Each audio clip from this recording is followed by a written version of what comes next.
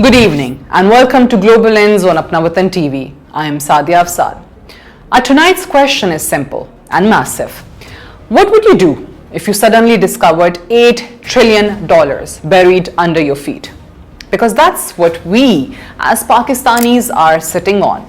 An estimated $8 trillion worth of rare minerals beneath our mountains, valleys and deserts. Yes, trillion with a T. Now, the world is watching, especially one old friend, the United States of America, suddenly showing keen interest in investing in Pakistan's mining sector. So what's going on? Why now? And what's at stake? And more importantly, who stands to benefit? Let's dig deeper. Pakistan's mineral wealth isn't new. What's new is that we are finally beginning to realize just how big the prize is. In Geopolitics, Balochistan, we have one of the largest copper and gold reserves on earth. We are talking about nearly 6 billion tons of ore, valued in hundreds of billions. In the third desert, we have vast coal reserves. In the north, Gilgit-Baltistan and KP, there are gemstones, rare earth elements, lithium and more. In a world racing towards electric vehicles, solar panels, battery tech and AI-powered systems, these minerals are like digital age oil. So the question is, if Pakistan has all this, why do we say that we are broke and our economy is bad?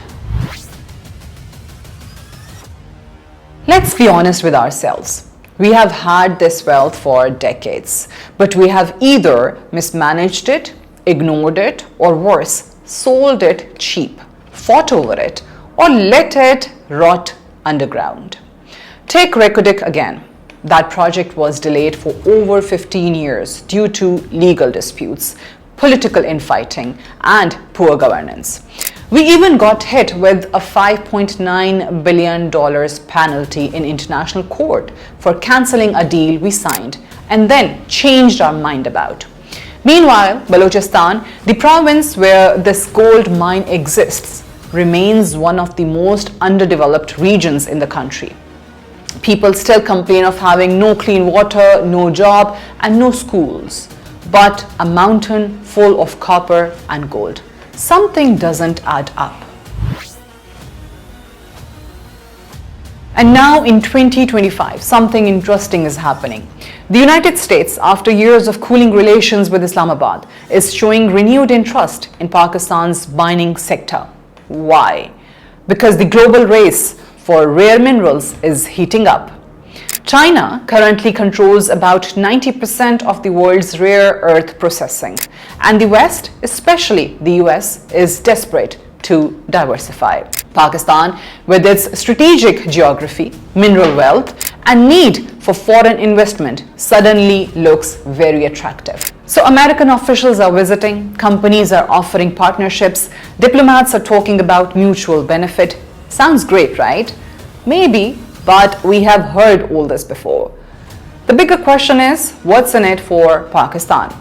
The US wants access to minerals, clean supply chains, strategic advantage over China. Fair enough. But here's the question we as Pakistanis must ask. What's in it for us? Will this investment create real jobs for our youth, respect our environment and our communities, ensure that Pakistan, not just foreign shareholders, benefits from our own natural wealth? Or will we fall into the same trap, contracts signed in secrecy, profits flowing abroad, and locals left behind again? We don't want aid. We don't want pity. We want a fair deal. Of course, this isn't just about minerals. It's also about geopolitics. Let's be real. America isn't the only player here. China has already invested heavily in CPEC, building roads, ports, and yes, exploring our mines. For years, Beijing has called Pakistan its iron brother. So when the US shows up with offers, Islamabad finds itself in a familiar and uncomfortable place, caught between two superpowers. Do we tilt westward again, Do we double down on China, or is there finally a third option? Putting Pakistan first and refusing to be a pawn in someone else's chessboard. So here's what we need. Number one, transparency. No secret deals. Every contract must be public, debated, and accountable. Number two, local benefit. Balochistan's resources must uplift Balochistan. Full stop. No excuses. Number three, environmental safeguards. Mining must not poison our land or water. We have seen what happened in Africa and Latin America when foreign companies were left unchecked. Number four, strategic control. We cannot hand over the keys to our future. Pakistan must retain control over its critical minerals. Number five, long-term vision. Why just dig and sell? Why not refine, manufacture, and export finished products? Why export lithium when we could export batteries? We don't just need investment, we need partnerships with purpose. Pakistan is not poor.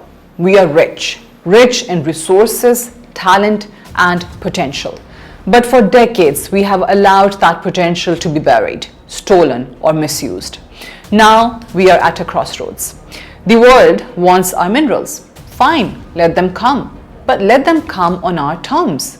Let us be clear-eyed, not desperate. Let us learn from our mistakes and finally use what Allah has given us to lift our people, not just our GDP. Because this isn't just about copper or lithium. This is about sovereignty, about dignity, and about making sure that when our children look back at this moment, they can say, yes, we finally woke up. Yes, we finally took control. And yes, we finally stood up for Pakistan first. This is Saadia Afzaal for Apna Watan TV.